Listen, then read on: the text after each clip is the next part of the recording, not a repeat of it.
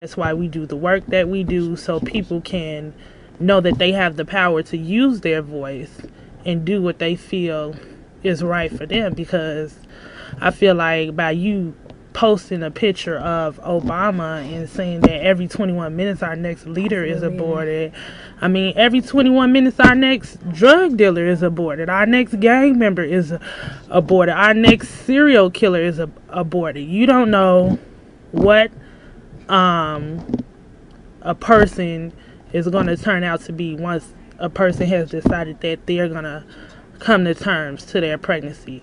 It's a lot more to having a child and raising a child and what a person is going to be besides them coming into the world. I kind of wanted to touch bases on his question as well. I'm really not sure what Life Always' actual intentions were, but I'm going to say the billboards were effective in the sense that if your purpose was to bring that billboard here to ridicule this woman and embarrass her and shame her, then that's exactly what it did. If it was to be put in our communities to help us, it actually didn't. It didn't work. It didn't serve its purpose, because that same woman, whether that billboard is up or down, still needs Pampers for her child. She still needs milk for her child. She still needs transportation to get groceries. So it wasn't effective if it was supposed to help. We have a caller. Go ahead, caller. Hey, young ladies, how are you? Hi, young ladies. As a 36-year-old female with two children, aged 16 and 13, I've told my children that I've had abortions. I've had 3 abortions, and I'm not ashamed of it, because at the time I was struggling. The father wasn't involved, and I would rather have done that than maybe left the kid on the side of the road. See, people don't know that how mentally stressed you are when you have children that you can't take care of. So I just wanted to leave a comment and congratulate you young ladies for speaking on this topic. I was just cooking and came out of my kitchen and had to come and comment, y'all. Thank you. Thank you. We appreciate it. Thank you so much. I just wanted to kind of like piggyback off of what she said, because like she said, she was in a bad situation at the time. The father wasn't around. She was struggling to take care of the kids that she had.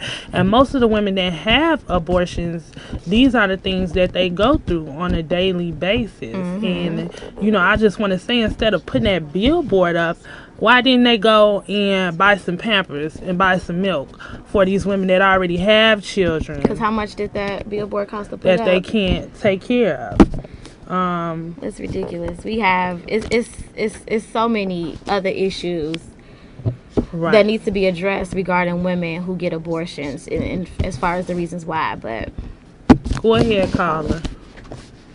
Yeah, I just want to say that I consider myself a feminist, and that women have the right to do whatever they want with their body. And women all over the world are castigated. Women in Africa are being forced to have circumcision. If a woman in America, every day 200 women go missing in America. Women are under attack in this country and all over the world. So I just want to say I support your efforts. I support you guys are very courageous to come forward and speak the truth. And people need to broaden their scope. What about all the children we have right now today that's going hungry and no one's doing anything about them? Exactly. So if people want to eliminate abortion, give me an alternative. Thank you.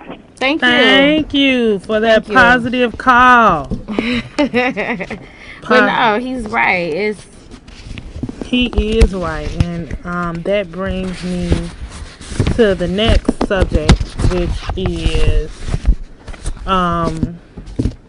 this state in South Dakota that wants to legalize murdering abortion providers. And I feel like this is very sad that it would come to this, that someone would even fathom legalizing a law like that. To kill someone. And you're supposed to be pro-life. How are you pro-life when you want to murder somebody, or you consider murdering somebody who's livable, who's viable, who's taking care of themselves, who's walking, breathing, talking. How are you for life if you're going to murder somebody? Yeah, that and who was that, backed by the Republicans? Yes, it is backed by the Republicans. It says if the law is passed, that the definition or the phrase for it would be justifiable homicide. So it would basically say, you know, like if I was pregnant and my father, the father of the soon to be father, you know, didn't agree with my decision to terminate the pregnancy, he would have legal right to go and kill the provider that would be providing me with the abortion procedure. That's insane. That's insane. And it is very insane. And I'll just say, as I was going through like all the news and all the things going on around abortion and just women, period, it's like it's just an attack on women. Like it seems like, because like how did they even get to the point where it could have possibly been a bill? Like how did you get that together? That's ridiculous. It's really disheartening, because are we really at a place where we could legalize murdering a physician because of somebody's personal opinions about it? Because you're uncomfortable with it, it's okay for you to make a law that makes it illegal for me to have a procedure? That's ridiculous to me. Very ridiculous. That's ridiculous. And so as I said, the attack on women continues, and that's just why we do the work that we do, because we want to uplift women and we want them to know that they have a choice, and their voice does matter. And if you don't take your stance, then you know things like this are just going to keep happening. And before you look up, we're going to be back to where we can't vote. We're going to be back to where it doesn't matter if we want to have children or not have children. You know, it's going to be back to there. So yeah, speaking on the topic of empowering women, Nicole found an article. It has been circling around some social media sites as well, like Twitter and on Facebook. But what you found about in your class?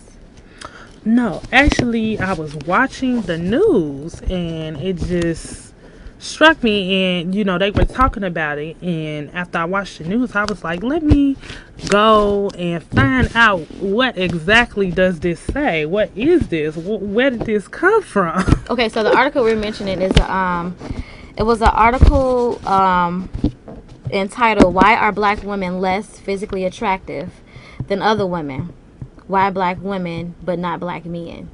So basically, to get a gist of what this article is, it's the psychologist. He posted this article in a scientific fundamentalist scholarly art journal, and so he posted this article basically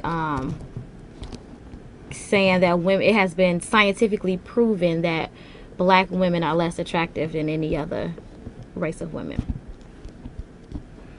which is just another attack on women, especially minority women. And it just, when I read this, it just made me think about like the Sarah Bartman story, and you know all the other stories of women, and especially black women, where they were exploited. Their bodies were exploited. And it's crazy, because it says that the reason why is because black women have higher testosterone levels than any other race of women, and that black men do too, but because they're men, it makes them look more